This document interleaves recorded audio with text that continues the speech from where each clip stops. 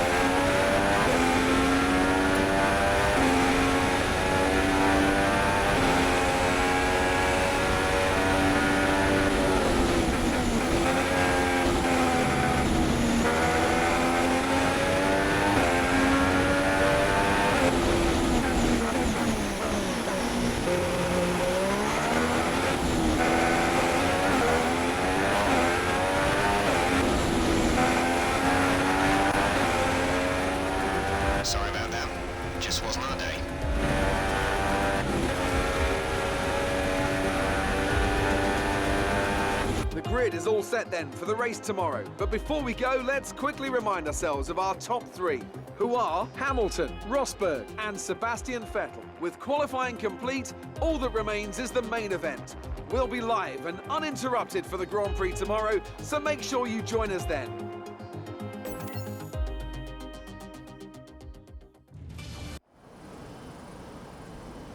We're right back where it all began. The very first World Championship Grand Prix was held here at Silverstone in 1950, with Giuseppe Farina taking the top step of an all-Alfa Romeo podium.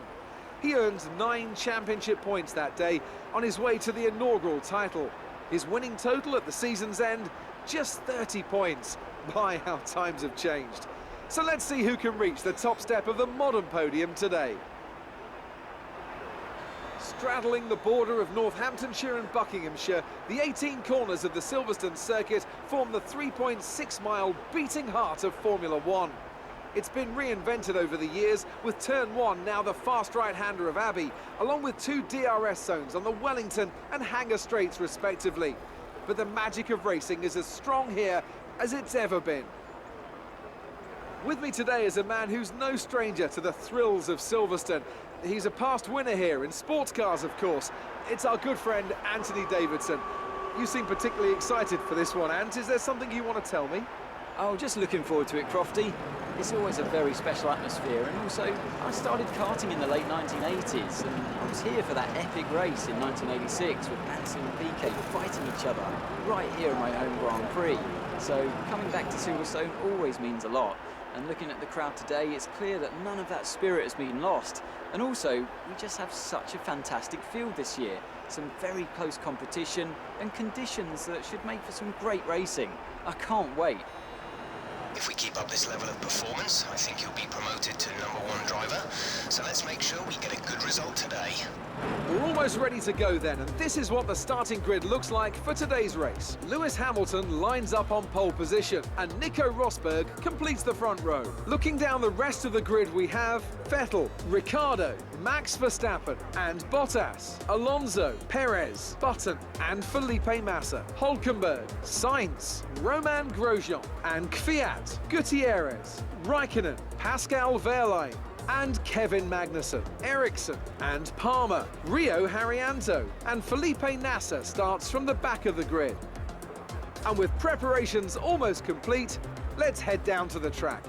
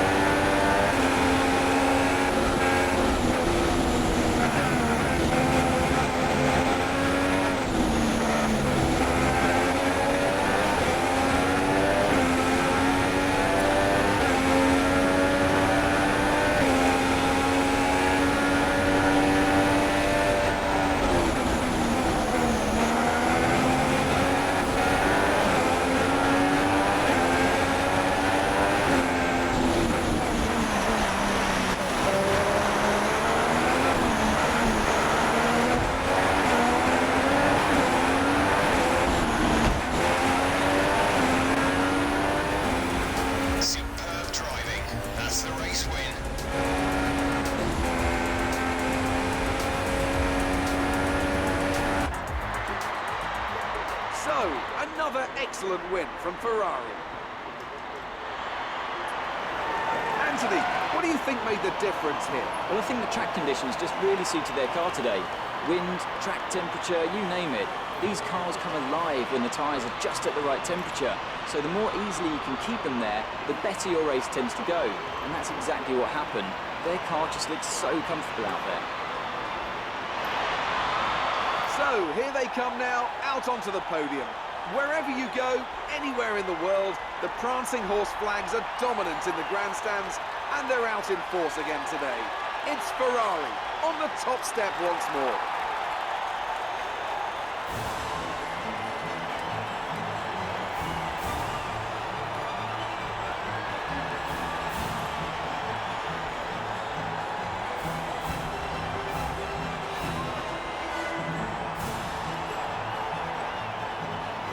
And now let's take a look at the driver's standings. It's a good result for Kimim Räikkönenem, who extends his advantage at the top of the championship. Now then, Anthony Davidson, who was your driver of the day? Well, I have to give it to Kimim Räikkönen. Consistency, good battle, sensible driving. He can be pleased with that performance today. And here's how things are shaping up in the Constructors' Championship. Ferrari moved to the top of the table. It was great having you with us for this weekend. I hope you enjoyed it as much as we did. Until next time, though, goodbye.